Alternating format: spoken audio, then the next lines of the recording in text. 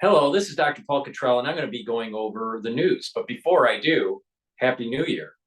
Now, this is January 1st, 2024, and it's going to be packed full of a lot of news and changing events in the world.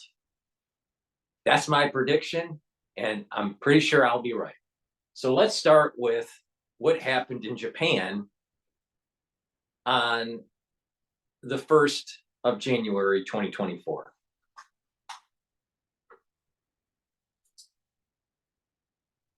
To follow breaking news for you this morning. Just frightening scenes coming out of Japan on this New Year's Day. Japan's west coast reeling after a powerful 7.5 magnitude quake caused widespread damage, triggered tsunami warnings, and 4-foot tsunami waves. This is the moment that the quake struck just a few hours ago. You see that building crumbling to the ground on the screen's upper left side there. And take a look at the scene from inside of an office building.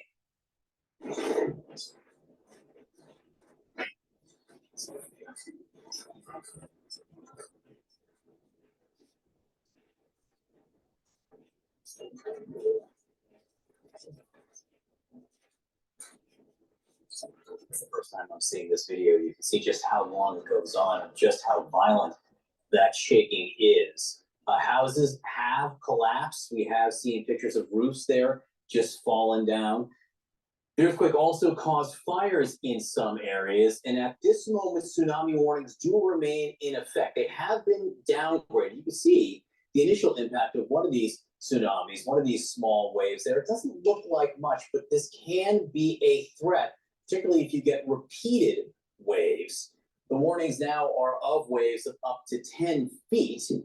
We have full team coverage for you. CNN's Hannah Montgomery is in Tokyo, Derek Van Dam at the Weather Center. Hannah, go first to you. What are you hearing at this point from the Japanese government? Yeah, John, so right now it's currently nighttime in Japan. So we're still waiting to confirm a lot of outstanding questions about the extent of its devastation from the earthquake and subsequent tsunami. But what we do know is that 33,000 homes in Ishikawa Prefecture, which is very close to the epicenter, have lost power. We also know that bullet train lines have been suspended. Some roads have had cracks in them, making it very difficult for emergency medical personnel to get to survivors. We also know that fires have broken out across Ishikawa Prefecture, and 1,000 self-defense force personnel have been dispatched to aid in evacuation efforts. This is along with 1,700 firefighters also to help in evacuation efforts. Now, 20 self-defense force aircrafts are also monitoring the area to just try to get a sense of the extent of this devastation. Now, also, I just want to point out that this did happen on New Year's Day, a time when many people are celebrating New Year's with their families in their homes, with their loved ones. And when this quake hit at 4:10 p.m., that initial quake hit at 4:10 p.m., it shocked the entire country. People were forced to leave their homes, leave their... It doesn't shock me. You know why? Because on August 1st, 2023, I said that between August 1st to November 30th, that the sensitives, what I call the sensitives, were feeling some sort of change and a curse that was coming down.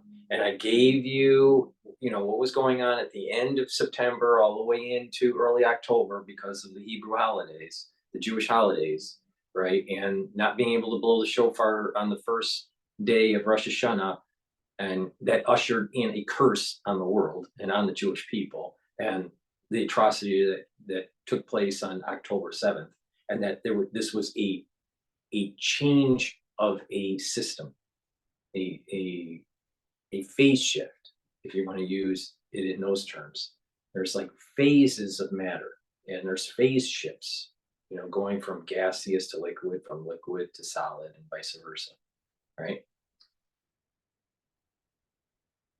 And after November 30th, which would have been December 1st, the dark cloud starts over the rest of the world. And and I said this months before October 7th. And that December 1st was the end and the failing of the ceasefire in the Middle East and a ramp up of further escalation. And in that November, near the end of November, was that coronal mass ejection from the sun. All right. So there is these things that are happening that can be explained through science or the social sciences for human dynamics. But the reality is that there is a metaphysical component to this, and that metaphysical component is hinting to you to become a better person and to be stronger with God, country, and family. And if you're an ultra liberal and you go against those three precepts, then you're gonna be harshly judged during this period of time. There's a dark cloud that is accelerating, that is gaining momentum around the world, and that everyone is going to have a curse, and ones that rectify their spiritualness and the metaphysics of this, they will eventually get a blessing. But everyone's getting cursed. And I've done multiple videos on how this is all playing out in real time. All right. There is a judgment that is happening. Now, if you want to pay attention to it, great. If you want to become a better person, even better. If you want to ignore it and still continue down the path of ultraliberalism, you're gonna probably die from this. So, we'll see how it all plays out. But the bottom line is this: these events are starting to accelerate, right? And when mankind is making decisions, either in a group or at an individual level, that's antithetical to this, I'll call it the end result. The end result being the boundaries of Israel proper, meeting to the covenant boundaries that are written in the Bible, and the rebuilding of the temple, which means the bringing down of the Dome of the Rock. If we make decisions that goes against that this year, then those individuals and those groups will be heavily punished. This is the year of judgment. This is the year of making a decision. Are you going to be on the right side and get the blessing, or are you going to be on the wrong side and get the curse? And there's going to be a lot of things that happen that, if you want to stay on the oblivious, isolationist side, you're going to get cursed. And the ones that are starting to see it and want to, make themselves a better person, you don't have to do much to become a better person, then the blessing will happen. But this is the year of judgment. So let's continue on. It is not by accident, it's not by coincidence that we're seeing these events start to unfold at a more rapid pace since December 1st of 2023. And it's going to get a lot worse this year. Now, there has been a decision that was made with the United States and Israel that I'll go into later in the video, that is on the side that there's going to be an additional curse on Israel and on the United States because of the decision they just made. And evacuate to higher ground. Of course, the aftershocks that followed soon afterwards were also very powerful. And it's reminding a lot of people of the 2011 Tohoku earthquake and tsunami, because of just how long the quakes are, how the tsunami warnings have also been issued, John, and just really a lot of fear and just lots to confirm about the extent of devastation.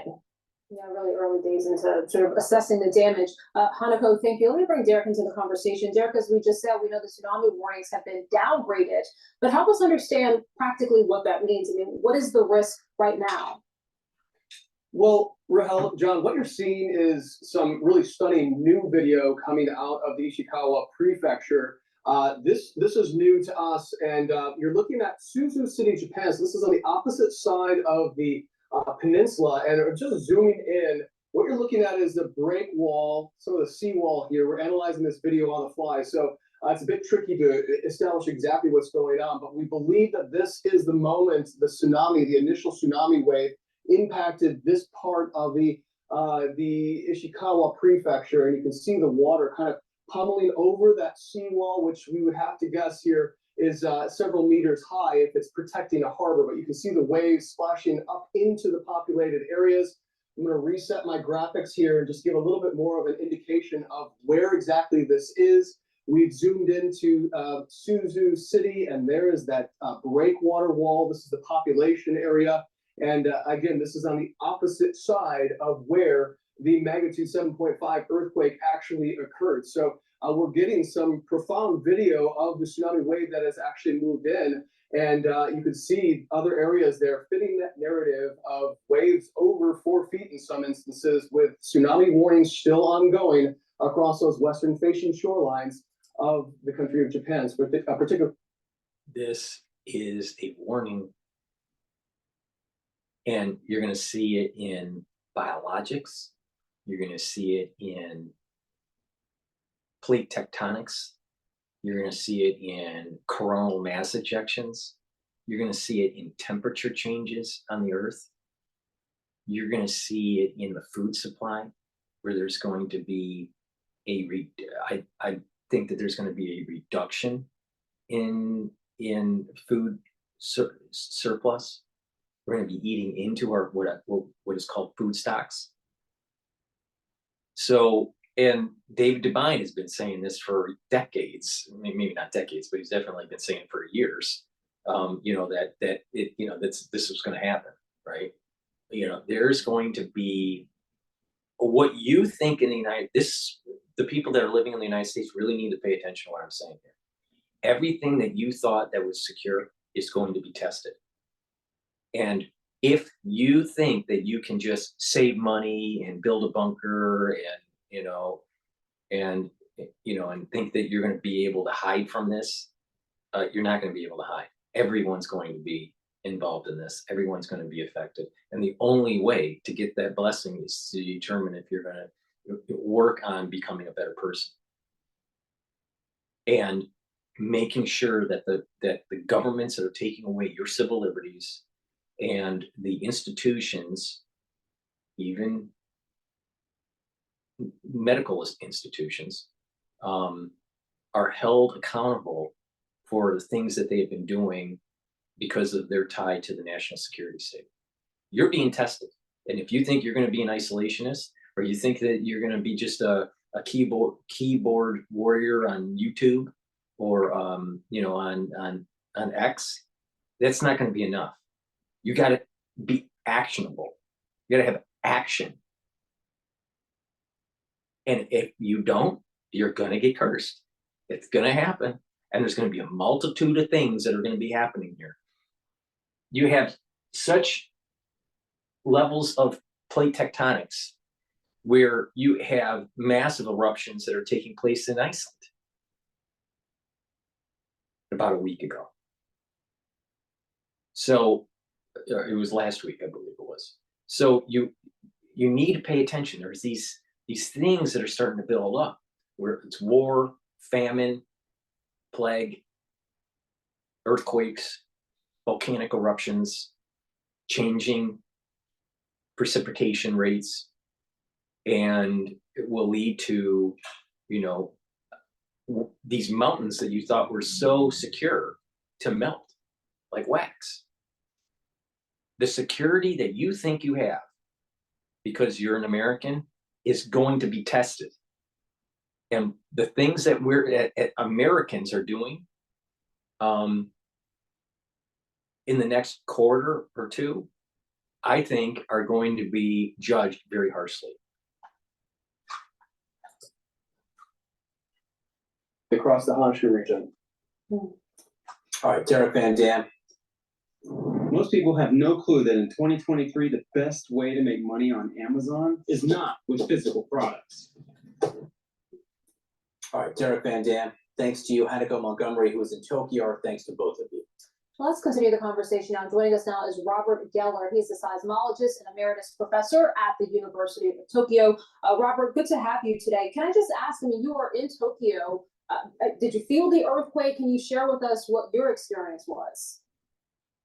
Well, I felt the earthquake, but only very, very low level shaking. I had the TV on, and the warnings of an imminent earthquake striking Ishikawa Prefecture were repeated on the loop over and over again with a kind of horn warning people. So that was very dramatic. But actually, you could hardly feel anything in Tokyo. Oh, that's really interesting. In the video that we're showing, I'm not sure if you can see the screen right now, but the video is also quite dramatic. Monitors and office buildings really shaking. From your perspective, I mean, what is the biggest risk right now? What are you watching right now? Well, there are two risks. One is the buildings that have collapsed or partially collapsed. If there are people trapped in them, the emergency forces have about 48 hours to get the people out, or mostly it's too late. So that's a race against time, and I'm sure the firemen and self-defense forces will do the best they can. The second risk is there's a very small probability, maybe only 1 or 2%, that you could have an even bigger earthquake in the next week or two. There are sure to be aftershocks, but almost all the time they're smaller than the main shock. So the aftershocks will only be a problem for buildings that have already been damaged, and any little further blow can demolish them. But if you have a bigger earthquake, that could really be a problem. It's not very likely, but it's not impossible. Yeah, non-0% chance we're talking about here, so people do need to be on alert. We have seen some images of some of the smaller waves, the initial tsunamis that did occur from this. There are still warnings in effect for waves of up to 10 feet high. How long do you think people need to be on alert for the water there? Well, from the main shock, probably not that much longer. I think perhaps the government is being a little overly cautious, bearing in mind what happened in 2011. But you know, it's one of these better safe than sorry things. If people stay away from their homes for 24 hours, that's probably not such a bad thing, just in case. Extra precaution, certainly in order, given what happened in 2011 and the severity of this quake. It was a very powerful earthquake, still assessing the damage. There's been a lot of seismic activity that's been going on, especially in Iceland. So you have this seismic activity that's in the Ring of Fire, which is in the Pacific. Then what was going on with Iceland in northern the Atlantic Ocean. And be careful. I wouldn't be surprised that there's volcanic activity, an uptick of pressure that's building up under Yellowstone, which is a super volcano. All right. And that goes all of America. The United States is gone. If that blows up like it did in prior years. All right. That's what I said. What you think is secure is not secure. And there is and I went into detail, and I'm going to do a series of videos to give you the esoterics and why I'm saying what I'm saying. I'm not just saying it, there's a reason for it. And I will go into a series of videos that will explain this all for free. But in a nutshell, there's an essence that comes from a source, and that Or Ein Sof, that essence, the light of the infinite, Or is light. The Or Ein Sof is constricted to a point where we can benefit from it on this plane, what we call this universe, all right, this earth, okay? If that constriction is slightly increased or decreased, destruction of this world happens, or destruction of certain things happen. And there is a perturbation of this Simpson, this constriction. It's widening and shrinking, and it's fluctuating. And depending on what we do this year, depends on if we're going to see a lot of destruction. So I will go into about 11 videos that are probably, I don't know, maybe 30 minutes to an hour long for each one to explain the details of what I am saying. But the bottom line is this: there is a metaphysics that's happening that people need to pay attention to, because people are being judged and countries are being judged, and there's a flux of this Simpson, of this Orin Soap. And you decide what you want to do. I really don't care. I really don't care. But the bottom line is this: it's happening. All right, Alan Dershowitz. I'm going to go to the Alan Dershowitz interview / shouting match on the Hill. I think the show is called Rising.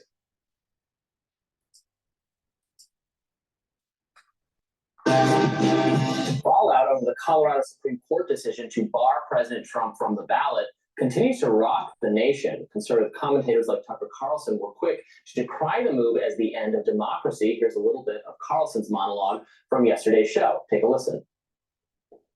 Despite the fact Donald Trump has never been convicted by any court of insurrection, and although the 14th Amendment specifically does not apply to the presidency, Donald Trump cannot run for president because he's an insurrectionist. This seemed like lunacy, because it was lunacy. 3,000 miles away in El Salvador, there was no question about what was happening.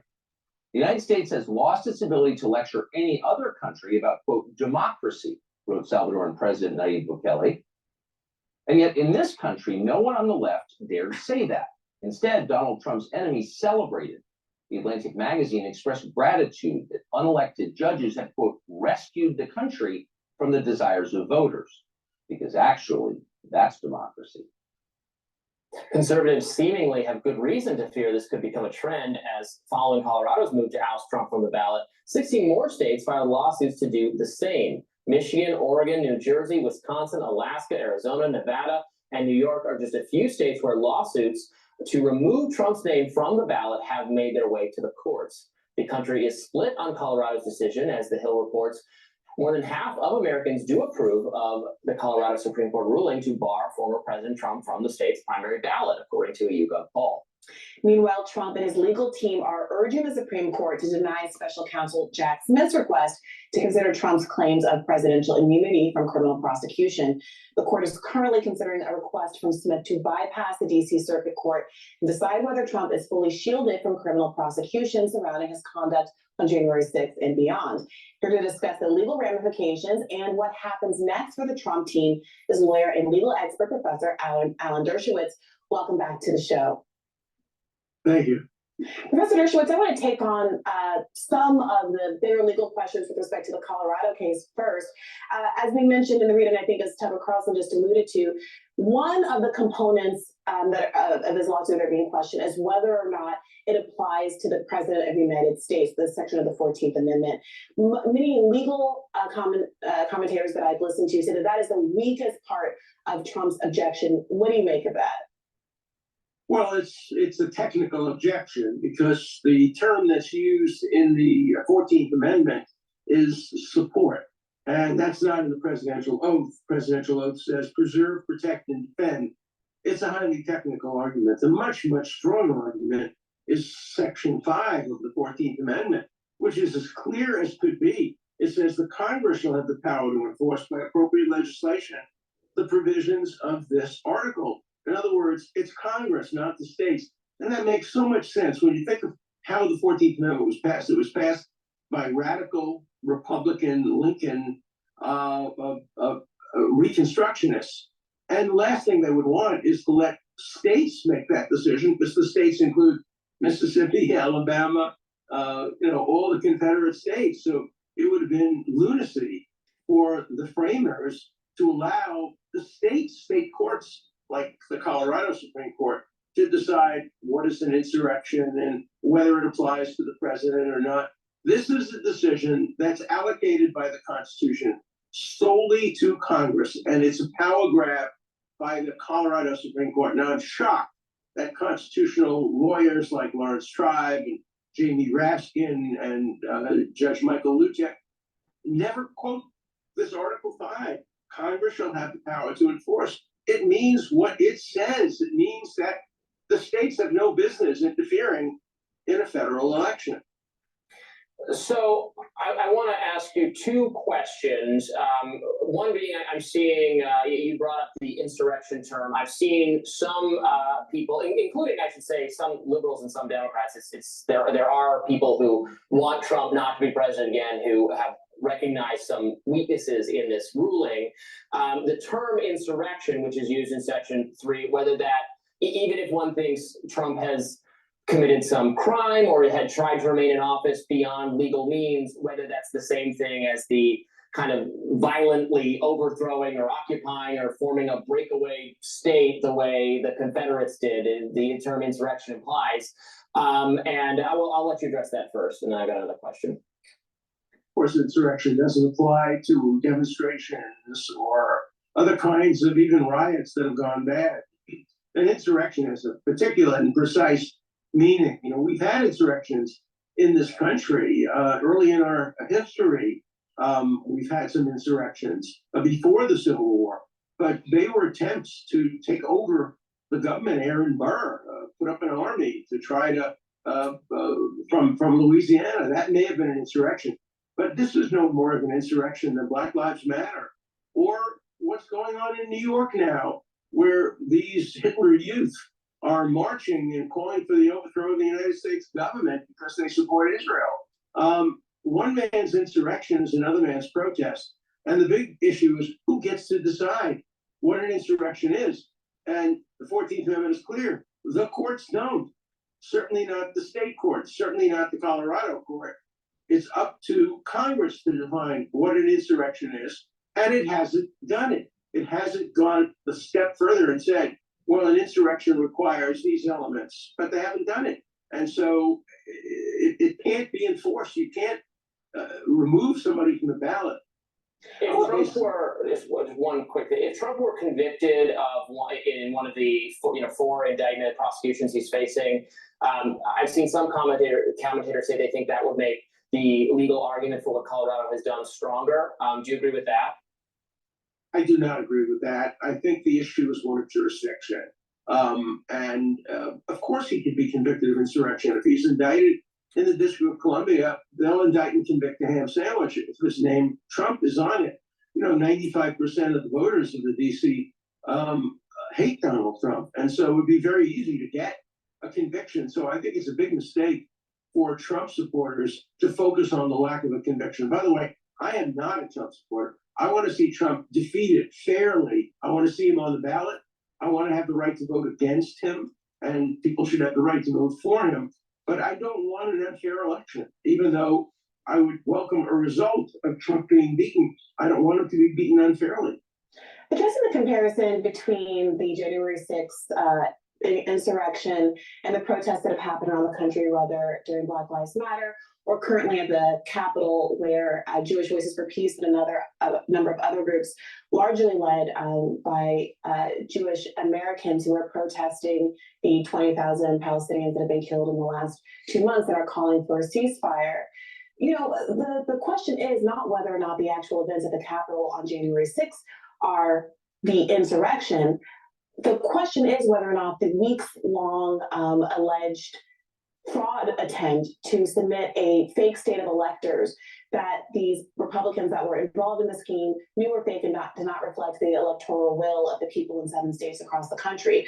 Hopeful that there was enough ambiguity for Mike Pence to be able to say, let's throw this to the House, which would then vote because of the numbers of the representatives in the House, would end up being able to throw the election to Donald Trump, despite what the will of the people in the states were. That is a different scheme, right? And do you think that focusing on that scheme, as opposed to just the riot on January 6th, is credibly an insurrection or the same kind of desire to undemocratically overturn the government that you described in the Civil War context or in some of those other historical contexts you alluded to?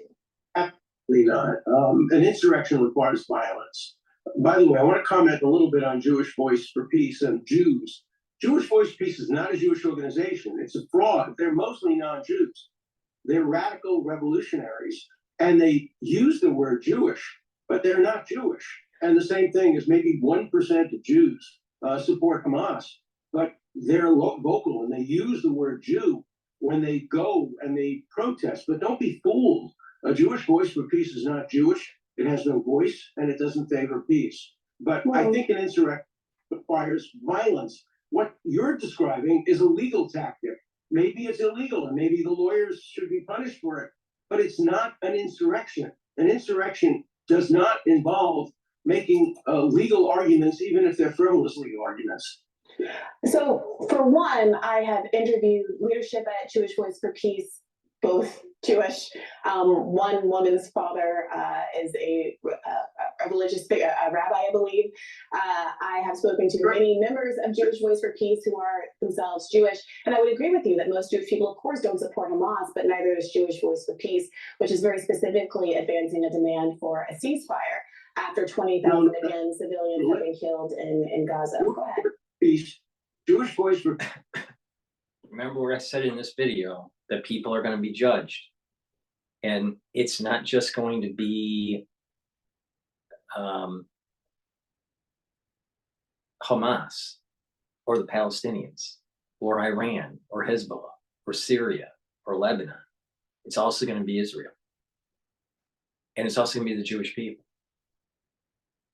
If you take the stance that you're going to use some sort of Westphalian logic to try to reach homeostasis with international affairs, you're going to fail. This is a metaphysical thing that is happening. These are metaphysical events that are happening. And we're too small as a species to fully understand this, but there has to be this reset of the borders to what is written in the Torah and in the Bible of a greater size Israel, and that the West Bank and parts of Syria, parts of Lebanon, and parts of Jordan, and even parts of Egypt with the Sinai Peninsula are going back to Israel. And the Dome of the Rock is coming down.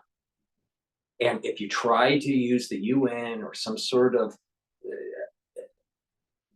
international affairs negotiation that is not in the vein of the end result, because the end result's going to happen no matter how we do this. But if you try to create some sort of peace that isn't long lasting, that is antithetical to the actual end result that needs to happen, then what's going to happen is a curse on these individuals and on these people will happen. The ones that were pushing the agenda and the ones that approved the agenda, and that there's going to be even further destruction, further death down the road.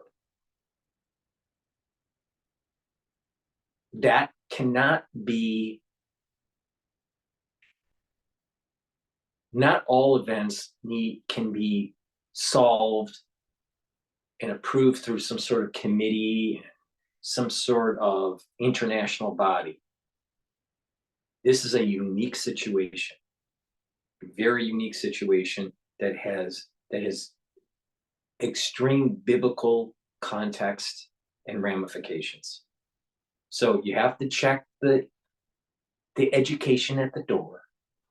and understand there is a metaphysical component to this crisis, these events. Not all events would be viewed in the light of this metaphysical way, right? And solutions for those other types of problems need to be through international deliberation. But not all of these events, all these types of things that are happening can be solved by these international bodies. And it's wrong to assume that you can think your way through this. It's already set what needs to happen. Esau needs to die. Esau basically is Hezbollah, Iran, and Hamas. The United States has to take a stronger footing in the Middle East and be more forceful in Asia so we don't lose our hegemonic power. And Iran needs to be knocked out so they don't reach critical mass with unconventional warfare. If we keep on kicking the can down the road, our mountains of security will melt like wax. So you have these organizations, to get back to the point I was making, you have these organizations within the Jewish community or even in Israel that is antithetical to the actual end result. And that is a wider border, peace with Ishmael, but a wider border with Israel, and the destruction of Islamic terrorism, which is Esau. And that means that this conflict has to get much more bloody before it reaches the conclusion. And liberals, either in the Jewish community, in Israel, or even like this host that's on the Hill, the Rising, don't understand the metaphysics of this. I am not wrong. I am not wrong. But not all problems can be viewed in this metaphysical lens. This problem is. And anyone kicking and screaming, saying, I don't want to do that, I don't want to do it, the curse is coming. Curse is coming. And so the Jewish people, there are people within Jewish community in Israel and outside of Israel are being judged. And they will get cursed. Started to condemn Israel and blame Israel for the rapes and murders before Israel fired a single shot. On October 8th, it's in my book. I wrote a book called War Against the Jews. I document Jewish Voice for Peace. It started blaming Israel for the rapes, the murders, and the beheadings on October 8th. The ceasefire is just something that they've come to lately in order to increase their power. They are pro-Hamas. There's absolutely no doubt about that. Ask the Anti-Defamation League. It's an anti-Semitic organization with the name Jewish. And when they interview you, they send their 4 or 5 front people who are Jews to persuade you that it's a Jewish organization. But it's not. It's a fraudulent organization. Well, let me ask you about this. There has been not an attempt, but a successful effort to, at a congressional level, conflate anti-Semitism with anti-Zionism the way that it seems like you're doing now, since Jewish Voice for Peace, very specifically, when you talk about condemnations of Israel, more specifically, see, it gets really muddy here, all right? So you don't have to be pro-Zion to understand and to accept the covenant that was written down thousands of years ago. Zionism in its purest form isn't what I'm talking about. Zionism is actually the weakening of the Jewish people in terms of following Torah. They want to the Zionists want to weaken the Jewish faith. The Zionists want to create a state that is a secular state, not what I'm talking about, not what's written in the Torah. So what I'm talking about is not a Zionist policy. It is a covenant policy. This Zionist thing is a secular movement. So you can be quote, anti-Zionist and anti-Hamas. You could be anti-Zionist, right? And what that really means is that you're against the Jewish faith being watered down, and that there's an overtake. You're against the overtake of secularism within that region. That is what anti-Zionism really is. But what it has spun into is anti-Jewish, anti-Israeli, and it ended up being pro-Palestinian. But really, to be anti-Zionist means that you're anti the secular movement, and that the ones that believe in the covenant, if you're religious, you would be believing in the covenant, then the borders would have to go back to the temple times. And the Dome of the Rock has to go down. And that a two-state solution can happen, but the West Bank is no longer part of Palestine. It's no longer part of the Palestinians. Neither is Jerusalem. Gaza Strip can be. And they don't like Gaza Strip, they can be amalgamated with all the other Arab nations if they want. That's their choice. But this covenant thing has been written down for thousands of years. And they have no right to the land. The covenant is unwavering. You can't undo it, no matter what you think.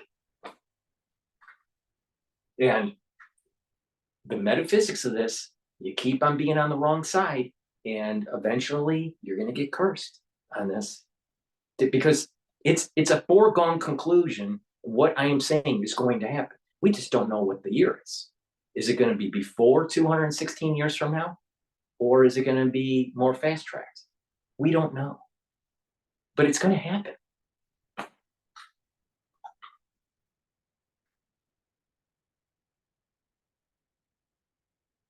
So there's this misunderstanding of what exactly anti-Zionism is. You know, there are a group of people that are anti-Zionists that are pro-covenant. And there are people that are anti-Zionists that are anti-covenant. And so you have to tease out the composition of anti-Zionism, because there are ones that are anti-Zionists that are anti-covenant. And those are the ones that are dangerous, especially if they're Jewish.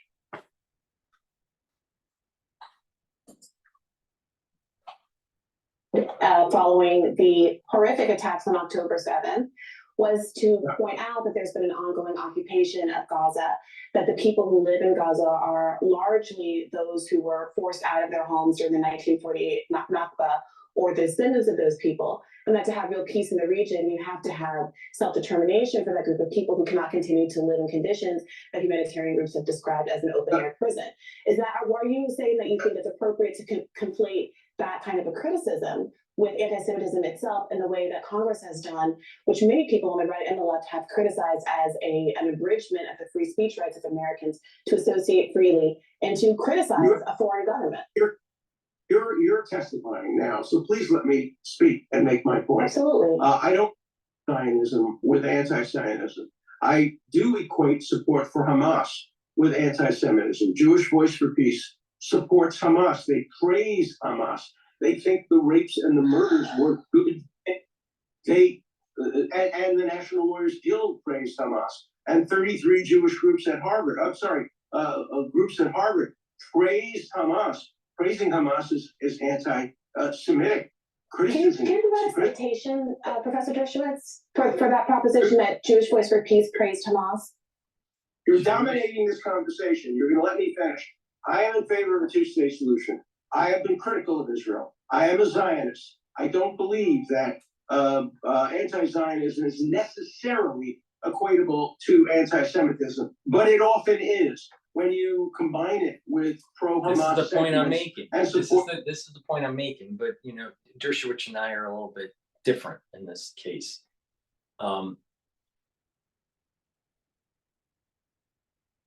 It is the delineations of understanding where this is going is, are you pro-Hamas or not? Are you pro-Zionist or not? And are you pro-covenant or not? And then you'll understand where you lie in that spectrum. I am anti-Hamas, anti-Zionist secular state, and pro-covenant. And that's the best position that can be in, because the thing is that if you are a pro-Zionist but anti-covenant, then you're not going to get the blessing. Now, if you're pro-Zionist and pro-covenant, all right, then what you would do is you're mixing this idea that Zionism in its purest form is secularization of the Jewish people. And Zionism of the secularization of the Jewish people is problematic. AKA, look at what's happening in Israel. And that part of Zionism needs to go. And that's the problem. Zionism is a secular movement. It's not a religious movement. And this is where everyone gets it wrong.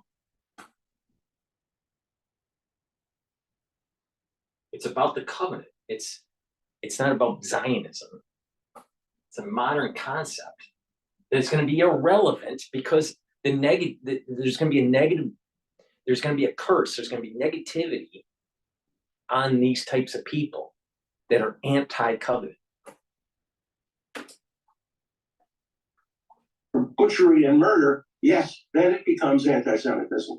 I didn't mean to interrupt you, but I would like to ask Well, if you you did. have I apologize for that, Professor Dershowitz, so perhaps you could provide a citation for the proposition that Jewish Voice for Peace praised Hamas, in your words. That's a very specific allegation for a Jewish group that I am very familiar with, have interviewed with at length, and have never seen any evidence of the like.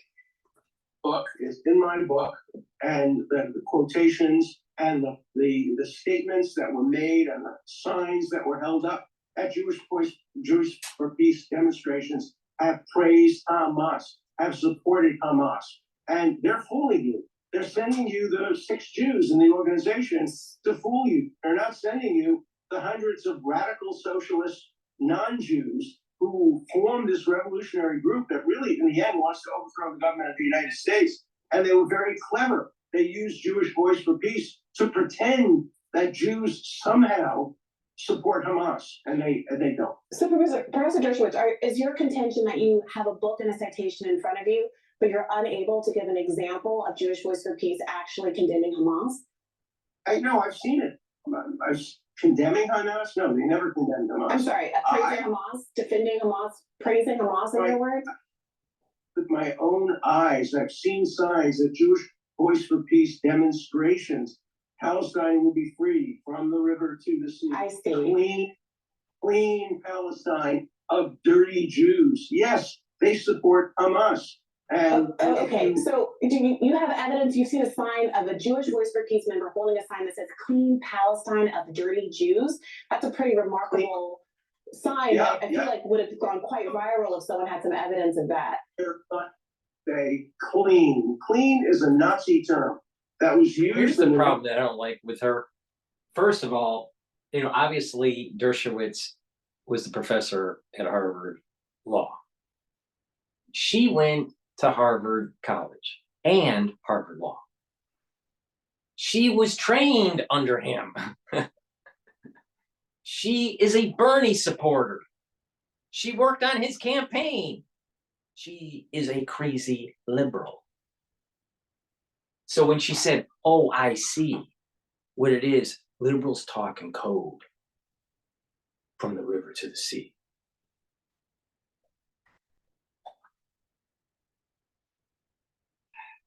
The problem is that they are going back and forth on this whole anti-Zionist thing and supporting Hamas or supporting the Palestinians, and that is not the right delineation.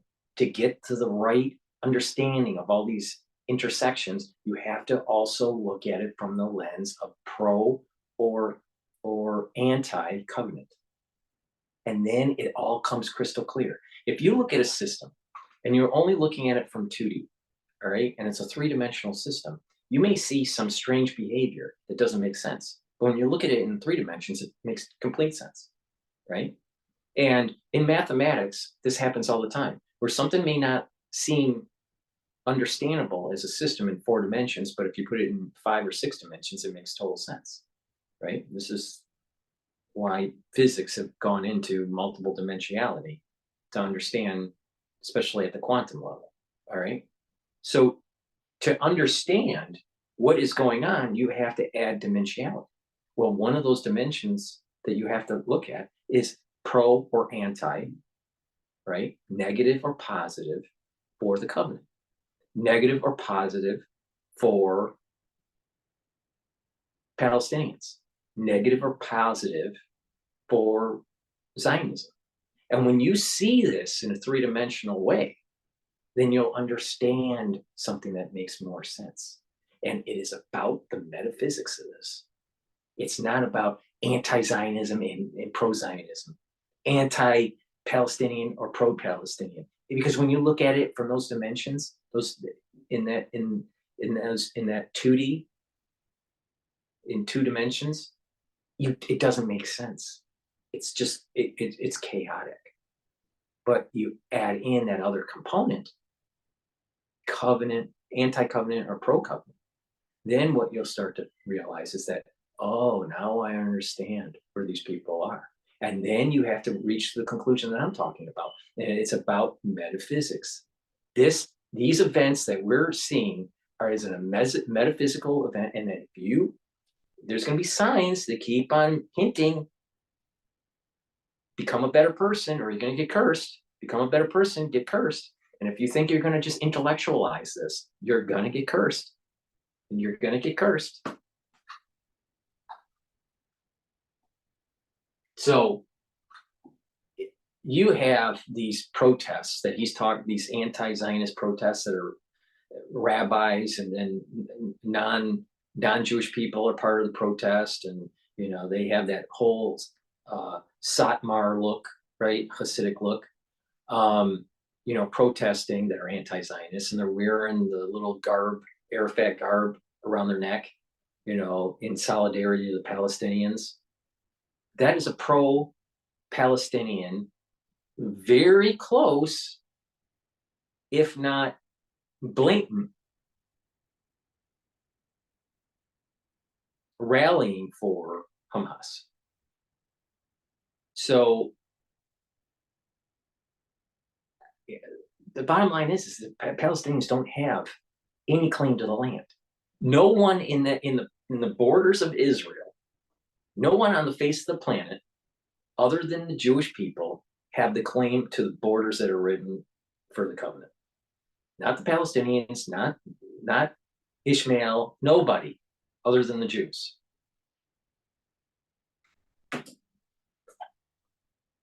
In 30s and 40s to refer to dirty Jews. Palestine will be free from the river to Wait, the so sea. you're saying you did not see a sign that said clean Palestine of dirty Jews? You're saying that you saw a sign with the word clean and you're reading into that? Of course I'm reading into it, wouldn't you?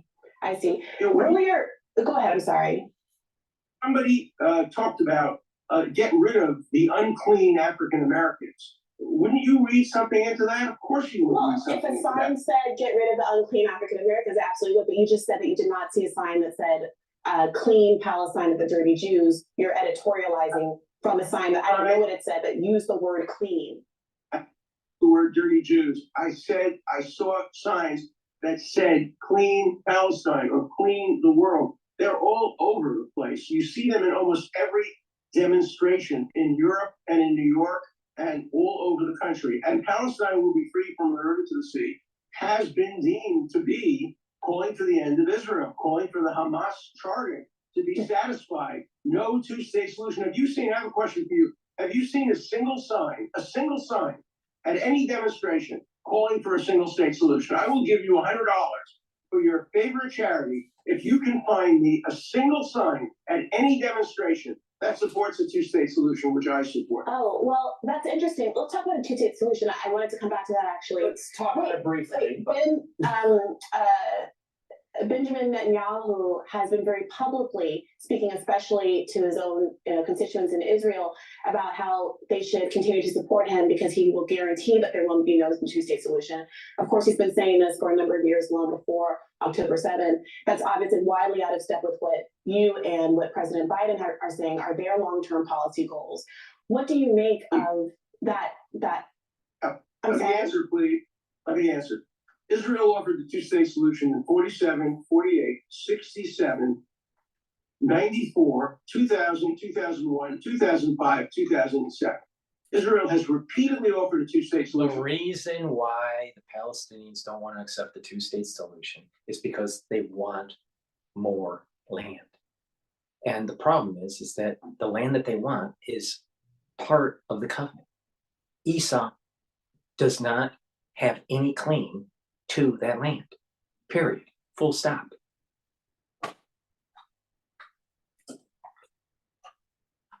Palestinians have said no. I sat down with Abbas in Ramallah, and I said to him, if you say that you would recognize Israel as the nation state of the Jewish people, I will make a phone call right now to my friend Benjamin Netanyahu, and I will get him to agree to a two-state solution. But they have to go first, and they have to say that they recognize the right of Israel to exist as the nation state of the Jewish people. The Palestinians don't want it. They could have had a state repeatedly. They are the worst candidate for support. The Kurds couldn't have ever had a state. The Uyghurs couldn't have ever had a state. The only reason Palestine gets so much support is because they're alleged oppressors of Jews. It is anti-Semitic to the core. The Palestinians are lucky that they are allegedly oppressed by Jews. If they were oppressed by the Syrians, like the Kurds are, or the Iraqis, or the Chinese, like the Uyghurs are, they would get no support at all. You cannot understand the support allegedly for Palestine. He's making a great point. You have other atrocities that are happening in the world, and the liberals don't say anything about the Uyghurs. Nothing. The liberals aren't even saying about the atrocities that are happening in Africa. Because the big part of this is oppressor and the oppressed. And it's about white males and, the white race and the Jewish faith that are the oppressors to the black man, the black female, the colored.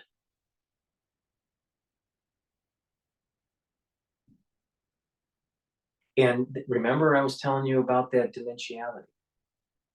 If we look at it just as white versus black or colored versus white, male versus female, right? Dimensionality, it seems chaotic. But what's that other dimension? And that is a group of people that are Marxist that is trying to overthrow God, country, and family. So you have to have that other dimension to look at. Are they pro-Marxist or anti-Marxist? Are they ultra-liberal or not? Some other dimension, and then it starts to make sense. Why that black female that's on the show is saying the things that she's saying and the positions that she has. And here's the sad thing about it. Bernie Sanders is Jewish and he's pro-Palestinian. This is the point that I'm making. Are you pro-covenant or not? Bernie Sanders obviously is not. Support a two-state solution unless you look deeply into the anti-Semitism that lies behind much of that support. Not all of it, but there's a lot to get into there. We obviously don't have time to get into it all here. I would note that the right of return was a crucial aspect of what Palestinians wanted that was never offered to them, and along with I'm sorry. Right. Wait, but wait a minute. You accused me, sir. You accused me of filibustering. Well, Israel has given a right to return to people from the Jewish diaspora who have no personal ties to Israel at all. But No. You don't understand. It's about the covenant. See, this is the point I'm making. the liberals don't want to accept the Torah or your Bible. And it's not just the Jews that the ultra liberals are going against. It's going they're going against Christianity too. And this is why Christians need to be on the side of the Jews on this, because we're in the same boat. They're going to come after the Jews, and then they're going to come after the Christians. And they keep on thinking in a context that is contemporary. The last 100 years, the last 150 years, the last 300 years. Doesn't matter, that context. It is the last 3,000, 4,000 years that is in sight here. In the covenant is unwavering, and you can't undo it. The Palestinians have never had the right to the land, period. They were sojourning in the land. They don't have the right to the land. It's the ones that want to project an international Westphalian concept that in most cases works, but in this case, I don't think using Westphalian logic for international policy is going to bode very well when it comes to the covenant. Because the hubris of the UN saying that we are going to supersede what God wants, what God wrote, what God had in the Torah or the Bible, that's exactly the hubris that she is, what the UN represents. And believe me, the UN is not full of pious individuals. Final word in on this. First, I haven't even asked my question. I want to ask it to wrap it up. You don't ask questions. You express points of view. You should be a guest, not a host. That's fine. Well, that's why I'm going to ask you this following question. Norm Finkelstein who is an expert on this issue, has offered to debate you. If I could just ask this, Professor Dershowitz. His heart, every part of his heart, to see these murders raged. How dare you cite Norman Finkelstein? He's a bigot, an anti-Semite, and a supporter of Hamas. Isn't he? Well, no, I actually think that he's a renowned scholar whose parents... Renowned scholar, but he's anti-covenant. See, this is the point I'm making with this. Don't get caught up in anti-Zion, pro-Zion, pro-Hamas, anti-Hamas. You need to understand, pro-covenant or not, Finkelstein's not. He's on the wrong side. He's on the wrong side. Ghetto and is the foremost authority on what's going on in Gaza. But I wanted to put to you, would you be willing to have a longer form conversation with Norm Finkelstein either here or in another format of a show to unpack some of these debates? I already have done that. I did it on the Piers Morgan show, and he just monopolized the whole conversation. He went 14 minutes, and I was given only 8 minutes. Well, I would only do it at a talk and the exact amount of time according to everyone. Then I might do it, but I'm not going to do it with getting 14.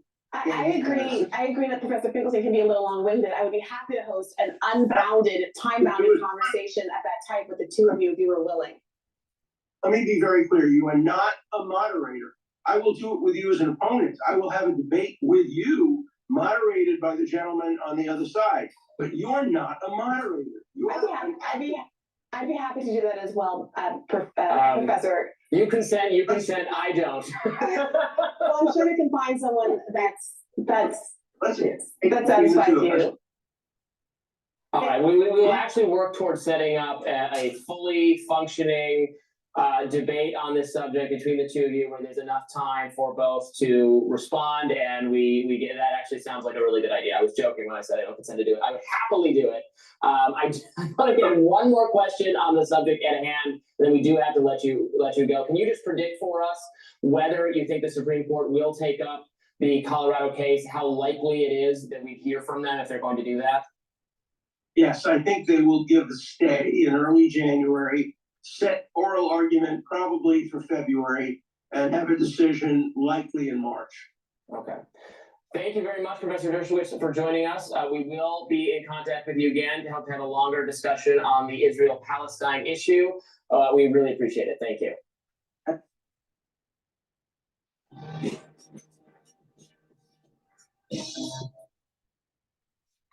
Okay, now this one is the Black Book.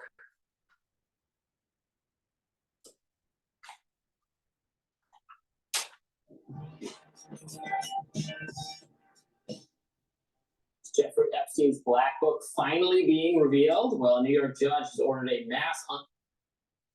This is PNN, and I have to go for commercial here. Please go to my store, the-studio-reykjavik.com, and get C60. It is a very strong antioxidant. I sell in 2 ounce, 4 ounce, and an 8 ounce. It's either in coconut oil or avocado oil.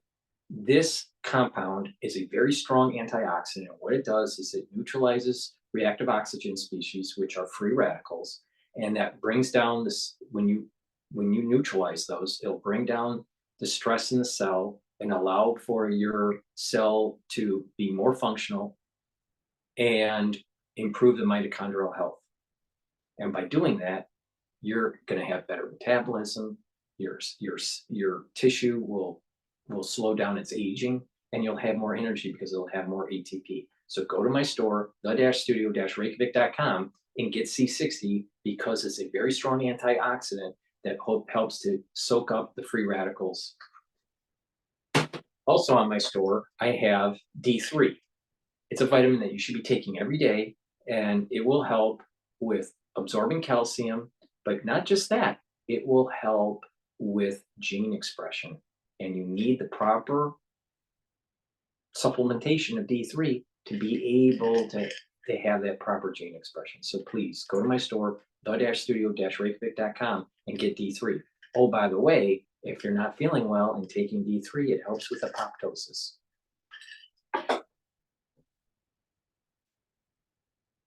Taking a probiotic and a prebiotic is really important.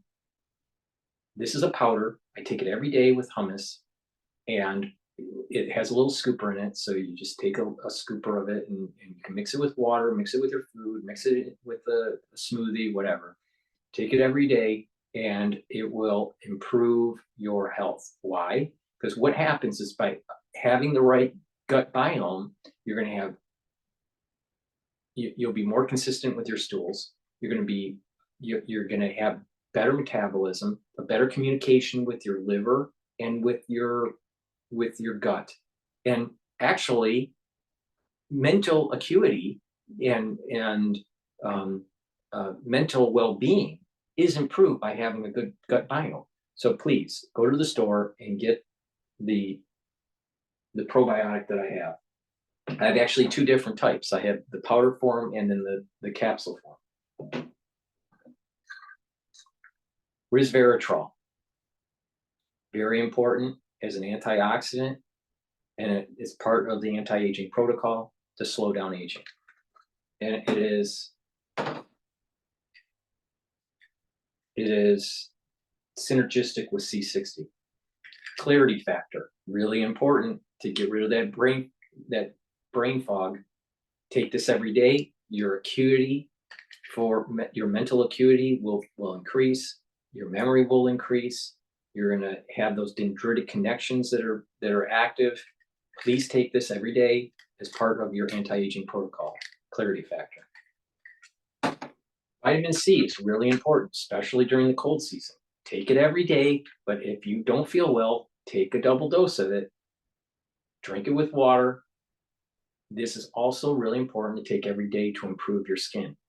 If you couple it with the skincare protocol that I've been telling everybody about to improve your skin, then you're going to see some pretty amazing results. What is that protocol? That protocol is taking vitamin C every day, taking the collagen that I have every day.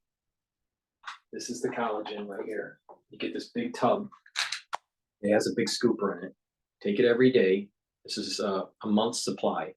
And you take the vitamin C, You take the collagen, it's a powder, you mix it with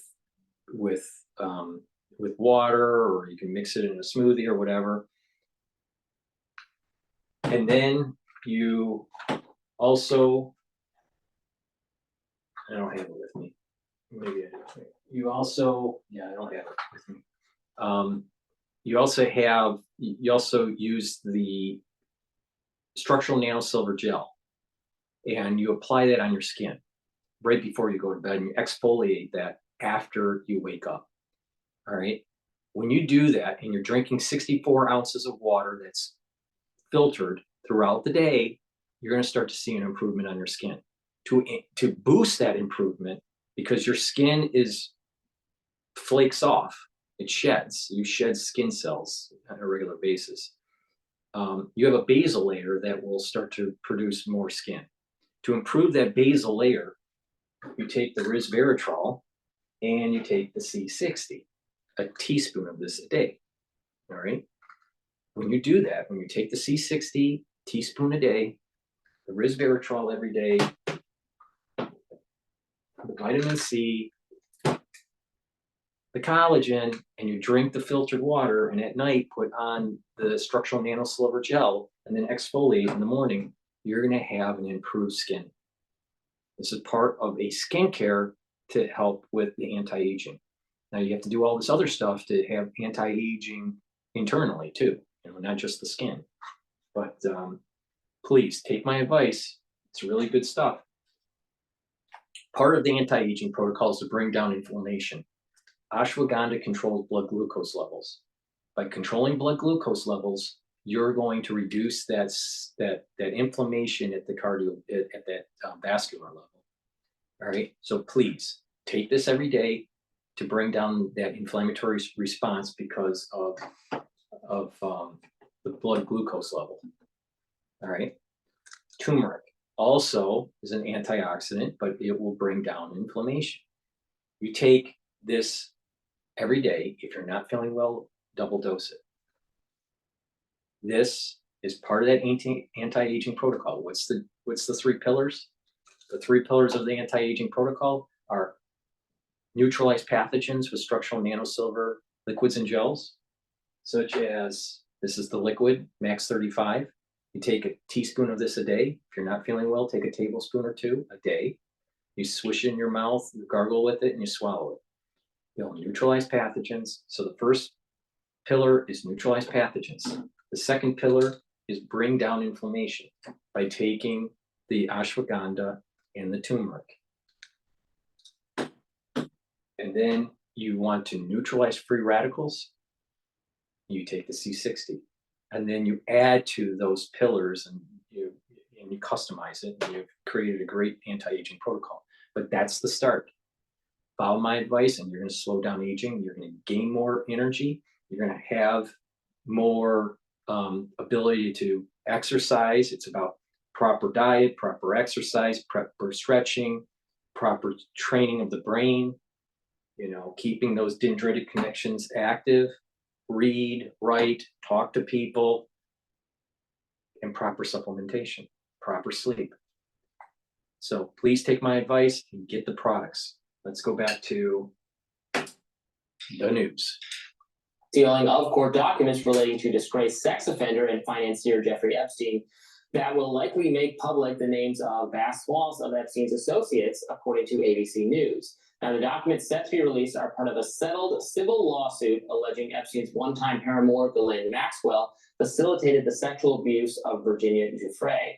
Per reports, anyone who did not successfully fight to keep their name out of the civil case could see their name become public, including more than 150 people, which include Epstein's victims, co-conspirators, and other associates. Judge Loretta Preska set the release for January 1st, giving anyone who objects to their documents becoming public some time to object. On a related note, a motion in Congress to reveal the contents of Epstein's flight logs has seemingly stalled, a situation Congressman Tim Bitchute says is due to representatives being blackmailed. Here he is on Newsmax. And too many of my colleagues, I'm afraid, are compromised in this area for whatever reason. Somebody's whispered in their ear, said, hey, you don't want something to come out? on something else, you better keep your mouth shut on this. And that's exactly what they've done.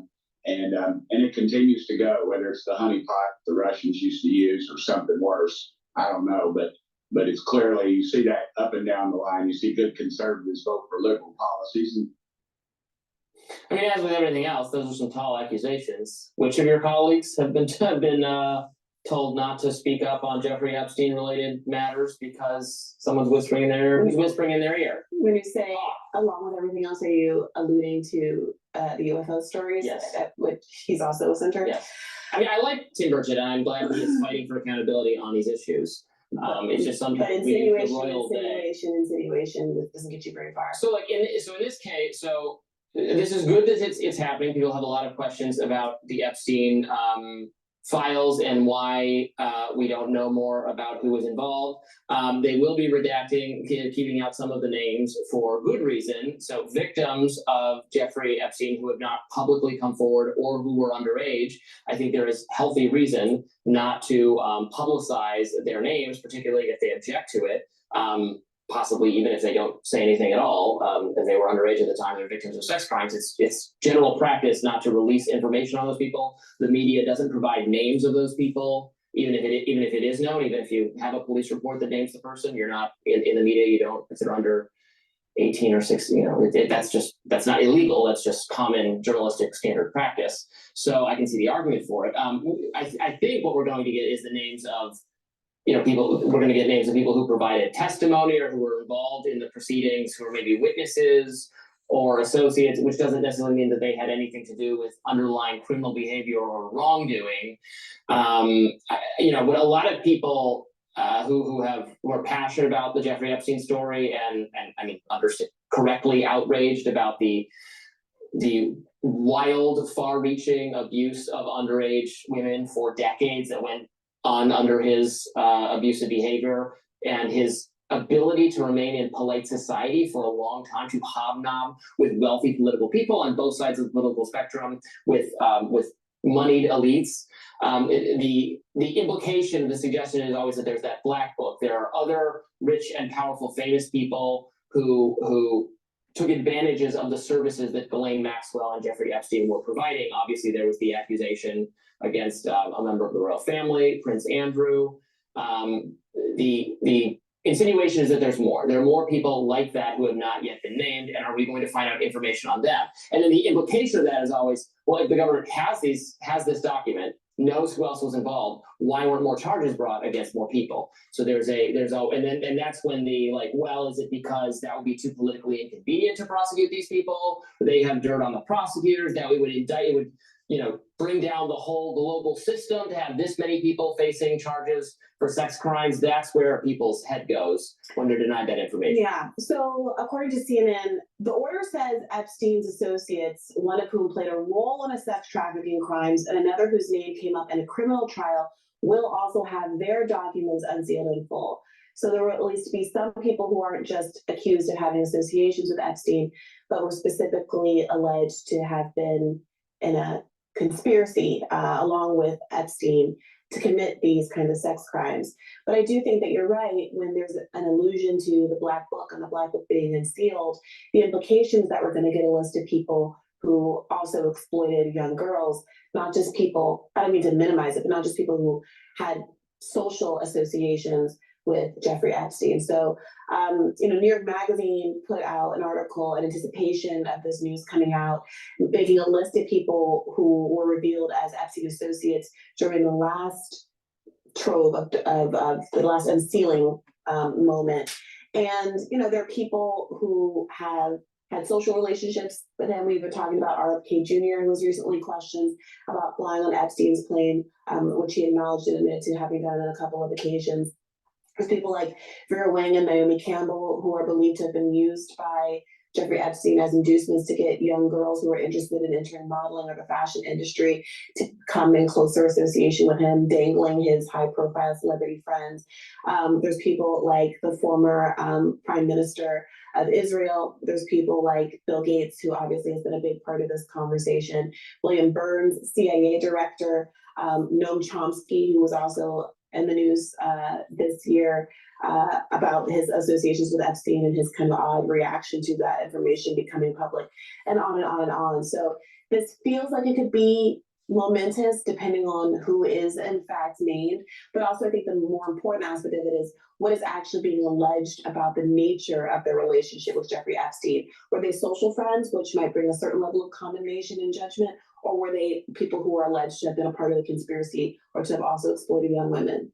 And also, at what point were they social friends? That's what matters substantially for me, because this was a wealthy, well-connected person who was going to a lot of social events. Like, if you met him at a party in the 90s, that is frankly very different than after he was prosecuted for sex crimes against children, convicted, put under house arrest, and then later there's emails, or your secretary has emails with him where you're so happy to be able to see him at his island next summer, like in the late aughts or the 20 teens. That is well, right. Well, so all of these people that I just named, that's from the trove of documents that was taken from thousands of emails and private schedules dating from 2013 to 2017. So after the initial conviction. So for example, Naomi Campbell gave a statement saying that she deeply regrets having had any contact with Epstein after his conviction. These are people who you can make the strong case that they should have known better. So we'll see if there's anything substantial that comes out of this, but it does seem that at least one person who was implicated criminally in these cases is going to be revealed. I also wonder if we'll learn anything more about the Virgin Islands situation. We followed how Delegate Stacey Plaskett has a history of associations, and inviting him specifically, or her team inviting him specifically to a fundraiser, him lobbying the government of the Virgin Islands to change its sex offender registry policies solely for his own benefit. Him really being able to use that jurisdiction as his personal feat. Remember what I said in the beginning of the video, that people are going to be judged. So in this case, it's not a coincidence that all these things are happening. Either, plate tectonics and the earth and the weather and, war and the strife between the ultra liberal and the conservative. This battle that's going on in 2024 with the presidential election. And now, you have people that have done some really evil things that are coming to light now. People are getting judged. There is a metaphysical component to this that's been in the works, had chances to make it right and do it, and repent and all this stuff, and it's all coming home to roost. It's all coming home to roost. And what's going to happen is there's going to be this shining light on the Democratic Party, on the liberal, on how nefarious they are. In a nakedly, wildly corrupt way. So I wonder if we'll get any more information on people associated with the Virgin Islands. Yeah. All right, stick around. We'll have a rising feed right after this.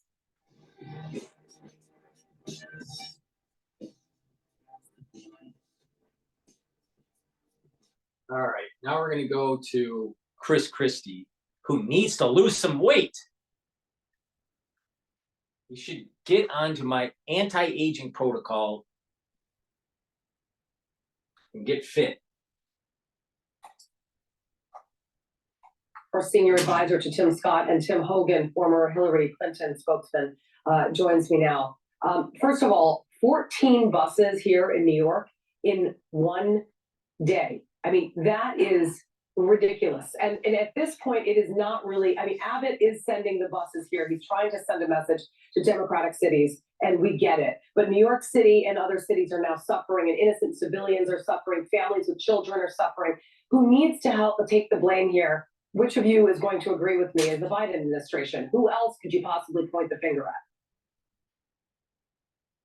I'll go. It seems like a lot of these folks, they want to be sanctuary cities until the actual consequences of being a sanctuary city is on the table. Let's remember, this has been happening for years at the border, and until these blue city mayors who talked about this in theory actually got a taste of what's going on down there, that they actually started raising alarms and talking to their leader of their own party, Joe Biden, about what the crisis is. Look, I was down there a couple months ago with Tim Scott. It was eye-opening. Down in the Yuma sector, you have hospitals, housing, police, all strained for years because of this. This falls the feet of Joe Biden and his inability to secure the border. Tim? Joe Biden sent a comprehensive immigration proposal to the Republican Congress on day one of his administration. In 2013, we passed comprehensive immigration reform bipartisan out of the Senate to the House. John Boehner killed it. Republicans play loosey with the football with this issue because they know they can demagogue it, and because the political center of gravity for the Republican Party right now is Donald Trump, who says that immigrants coming into our country are poisoning the blood of our country, and he's going to enact the largest deportation force in American history. We should take this seriously, but it's incumbent on Republicans to come to the table and stop using this as a wedge. Okay, but let's just remind ourselves that Donald Trump is not the president in the White House right now. It's Joe Biden. And as far as, the former policy under Title 42, the Remain in Mexico policy, that at least did curb the numbers. Of course, nothing has stopped the numbers, but it certainly curbed it. 250,000 illegal immigrants in 1 month is just unacceptable. And if you don't see that as reason enough to close the border and go back to Remain in Mexico policy, I don't know what other policy they've got up their sleeve, but so far we haven't seen it. We have to move on, unfortunately. I would love to speak more about this, but we got to talk about the upcoming caucuses. We have 18 days until the Iowa caucus, and well, it could be make or break. The Real Clear Politics average of polls shows former President Donald Trump with a big lead in the Hawkeye state. A new report says advisors close to Florida Governor Ron DeSantis are attempting to, quote, make the patient comfortable. Ooh, that hurts. Ahead of a possible campaign suspension. He's running second in Iowa with Nikki Haley not far behind. There's one column headlines this: Ramaswamy and Christie, get out of here now. Quote, like Ramaswamy, Christie won't get out of the race. He can do no good, but plenty of harm, dividing anti-Trump voters into rival camps and preventing them from coalescing around more plausible alternatives like Haley and even ailing DeSantis. Far from dropping out, Christie with a 7-figure ad buy. Watch this. Some people say I should drop out of this race. Really? I'm the only one saying Donald Trump is a liar. He pits Americans against each other. His Christmas message to anyone who disagrees with him: rotten hell. He caused a riot on Capitol Hill. He'll burn America to the ground to help himself. Okay, so Chris Christie obviously there is showing he's stubborn. He's not going to. What about Bridgegate, Christie?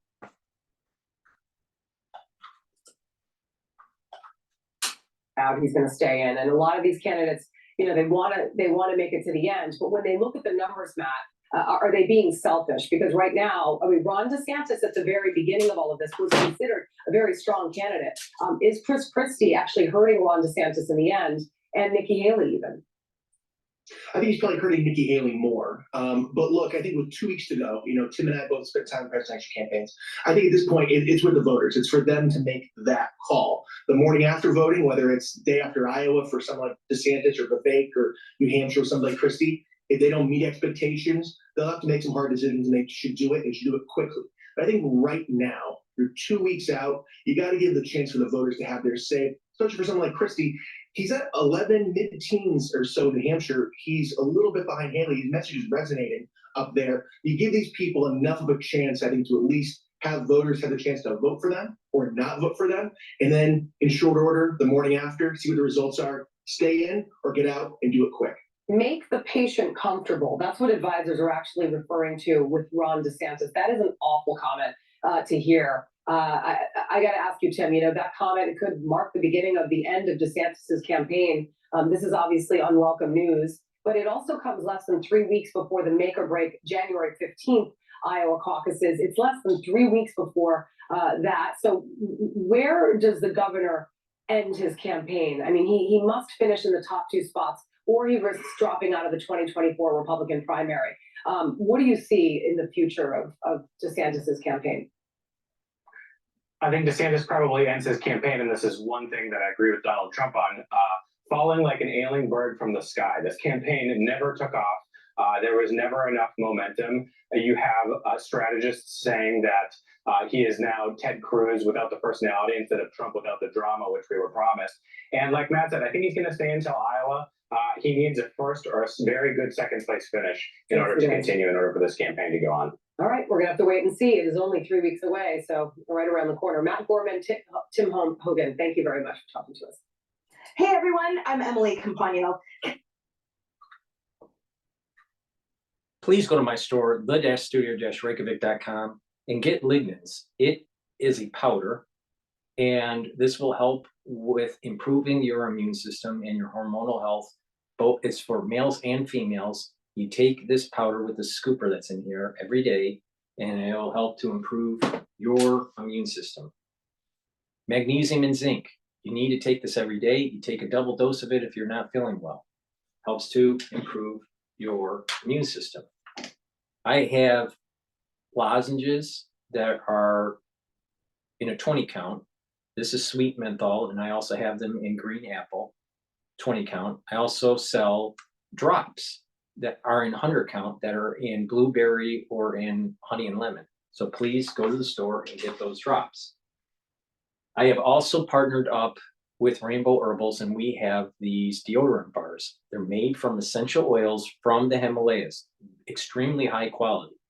Why do you want to get this deodorant bar? It's for males and females. I have it in citrus or in peppermint, tea tree, lavender. And what you use this, you use this every day as a deodorant, but it'll also help to detoxify your body because of the essential oils that are in it. So it's dual purpose. It'll help to improve your health. Go to the store and get a couple of these bars. They're extremely high quality. So please go to the store, the-studio-reykjavik.com. Link is in the description. All right, so now I wanted to bring up Iran.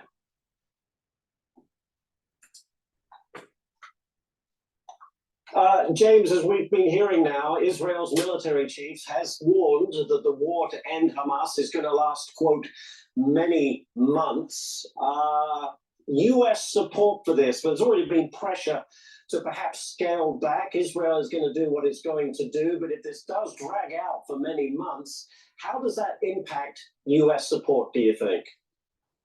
Well, I don't think U.S. support is the driving factor here. I mean, the U.S. is really trapped. It can't not support Israel. I mean, the last thing this president could afford to do is to see a defeat in Israel. The driving factor is going to be internal Israeli domestic support for the war. That's going to determine how long they fight. And I think the months thing, it's a statement. I think it could be as much a negotiating tactic as a prognosis. Realistically, James, they can't eliminate Hamas, right? There'll always be a vacuum, and there's always going to be someone to fill it. Well, the reality is unless you deal with Iran, the Hamas problem will always come back. You know, in the short term, the quickest way to de-escalate this conflict is for the United States to aggressively attack both the Houthis and the surrogates, and then Iran will get the message. It will back off, and then Hamas will cut a deal and release the hostages, and we'll move on to the next phase. I'm glad you said that, because I was going to follow up. There have been 100 attacks on our troops in the Middle East since October. 3 military service members injured in a recent one at our base in Iraq. We have responded with a strike of our own, but I guess the question to you, James. 103. I think the last time I did a video was 101. Maybe it was a tweet, but you can see that it was, it was in the 40s, and then it's been creeping up.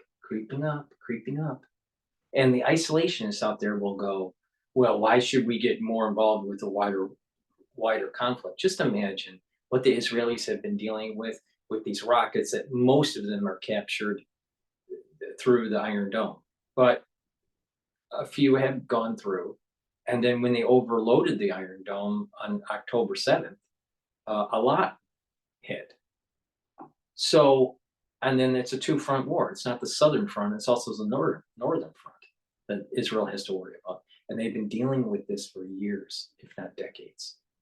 So their counts are much attacks are, throughout the decades, and just let's just say contemporary, just the last few years have been a lot, right? This is a representative of a failed policy of just kicking the can down the road and not getting the job done. And getting the job done means killing Hamas, killing Hezbollah, and killing Iran. The infrastructure in Iran, the leaders of Iran, the Ayatollah has to be eliminated. Now, that sounds, a lot of these isolationists in the United States, they're going to be judged. They're going to be judged. And so here we have a problem. In the news, and I don't know if they cover it or not, I think they don't. But in the news, it has been stated that one of the aircraft carriers or a couple of the naval ships are going to go back to port, all right, and be redeployed or get ready for redeployment, whatever that means, all right. At the same time, the IDF has said that thousands of their troops are going to be withdrawing from the Gaza Strip. So you're going to have this continued escalation, or let me say, continued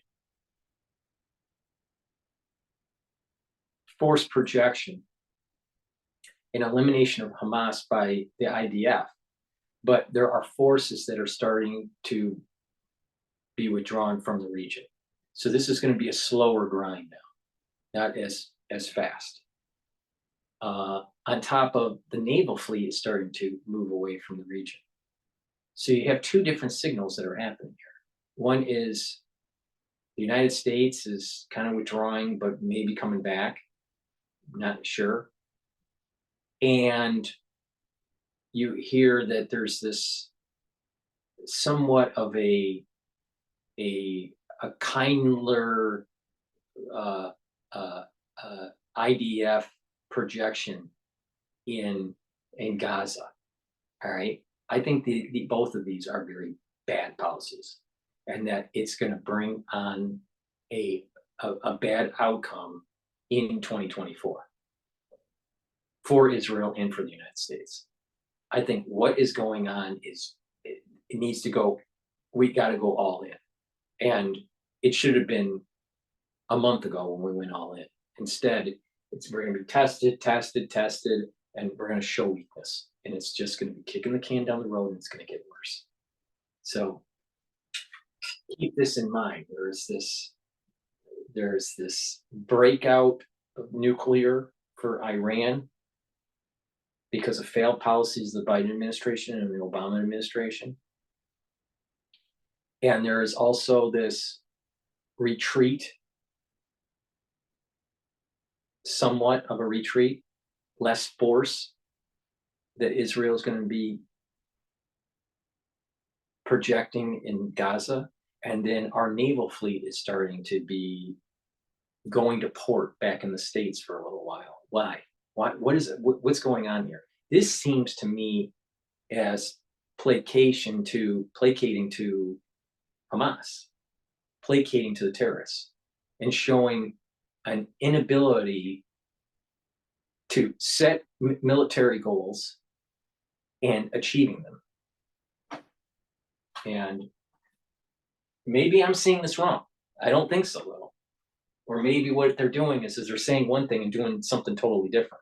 They're saying something in the public and they're doing the opposite. I don't know.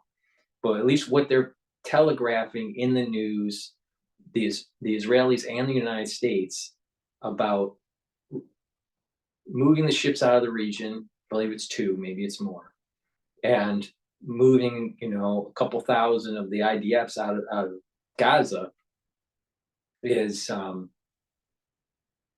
I think, is going to be the wrong policy. Now, what the reason for Israel for doing it is that their economy is suffering because so many people are in the reserves. They've been called up to reserves, and so it's hurting the economy. So the idea is well, maybe we need less reservists to boost the economy. So there's going to be an economic problem that is going to start to manifest in Israel.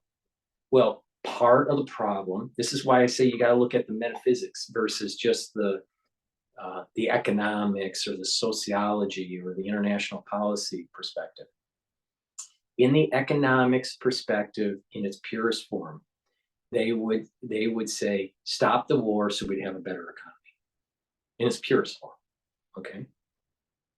The problem is that's antithetical. The purest form of that is antithetical to the actual end goal of the covenant.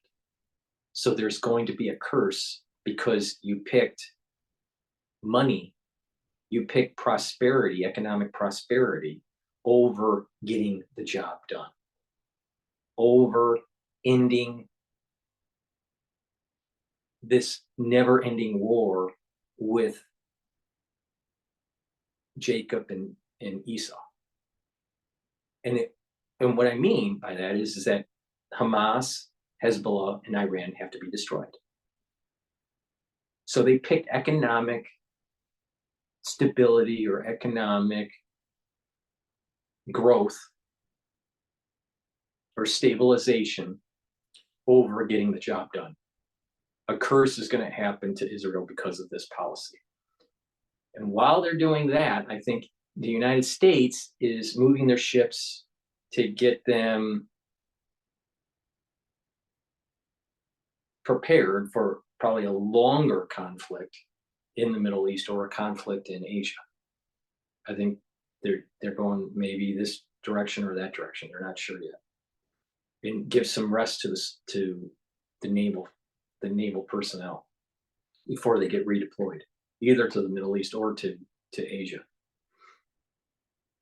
Or maybe, half of the forces go to Asia and half of the forces go to the Middle East. I don't know, but there seems to be a little bit of a pause. There's still going to be activity by the IDF, but they're reducing the amount of momentum, right, that they built up. That policy is also going to be cursed because the United States didn't go all in and knock out Iran. So my take on this, the first quarter of 2024 is going to be problematic for Israel and for the United States, geopolitically, because we didn't get the job done. Are these responses strong enough? Is Tehran getting any message? Yeah. Well, I think the tit for tat thing is a huge mistake, because what's going to happen is eventually something really horrible is going to happen. A lot of American service members are going to die in a bit. I don't want this to, this is a terrible thing.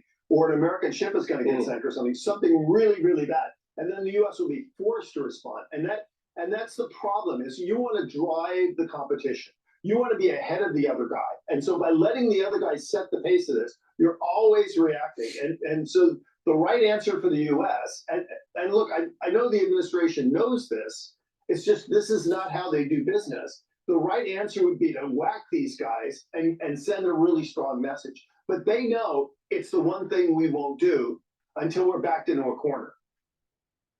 Yeah, it's interesting, isn't it? Because the line always out of the White House is, well, we just don't want to escalate this war and allow it to spread, but without actually taking decisive action to combat this, nothing changes, right? Yeah, look, I don't mean to be critical of our administration, but here's the root of the problem. These are the same people that were in the Obama administration, including the president. They follow the exact same playbook, which is minimal response until things are completely out of control, and then try to deal with it and take credit if World War III doesn't start. And so the problem is when you go into a game and the other guy has your playbook ahead of time and you follow your playbook to the letter, it allows them to decide how and when to escalate and when to call it off. And this is the problem, because the more restraint we show, the more likelihood things could spin out of control.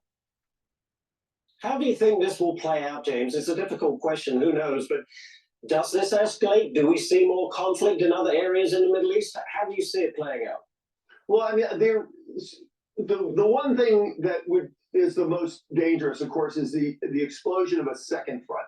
And we've been in this for many, many weeks. We see no signs of that. So there's very little likelihood that Iran is going to blow this into a big regional war. That's true. Having said that, they're kind of eking out everything in this they can before they let you down. And then while this is going on, and this is the one thing nobody's really paying attention to, they could well declare a nuclear breakout. And then here's President Biden walking into an election with a declared Iran nuclear state, saying, "Oh, the region's so terrible, we have to do this to defend ourselves." What is he going to do? It's the worst possible scenario for the White House. Right. Well, on that happy note, but James Carafano, thank you so much, James. Always full of knowledge and insight. We appreciate it. Are you going to let the greedy heating companies and their crazy high prices decide if your family is allowed to stay warm this winter? Here's how a former NASA engineer from Michigan is taking on the... Okay, so that's the latest and greatest for the news. And please go to my store, the-studio-reykjavik.com, and get the products that I offer. Follow the protocol, improve your health. It's the beginning of the year. Start getting healthy. It's about proper exercise, proper diet, proper stretching, proper challenging of the brain, proper sleep, and proper supplementation. Go to the store, the-studio-reykjavik.com. I will be also offering some new products that will be, I think, very beneficial to you, that will be released this year in different waves. So please pay attention when I do release these new products, and you will benefit greatly. I think you'll be amazed at the quality of what will be presented. And so please go to the store, the-studio-reykjavik.com, and please subscribe to all my channels. I have 6 channels. I have 3 YouTube channels. I also have Brighteon, Bitchute, and Rumble. Please subscribe to all of them. The link is in the description of this video and all my videos. Please help support my news coverage by donating on my website through Stripe or PayPal on the homepage at the very bottom, or you can be a paid subscriber on my Patreon channel. Link is in the description of this video, or you can donate on Buy Me a Coffee. Link is in the description of this video and all my videos. That will help to support my news coverage, to make sure that the news that I inform you on is free for everybody. I don't put the news behind a paywall like other people. So please help support my work by donating or going to the store and purchasing the products that I offer. Thank you for listening. Please share the links, and please help me grow the channel by sharing my content and by telling your social network and your friends and family to subscribe to my channels, all 6 channels. Thank you for listening. That way I can get around the censorship and you get informed on how to deal with what is coming in 2024. Thank you for listening, and have a nice day.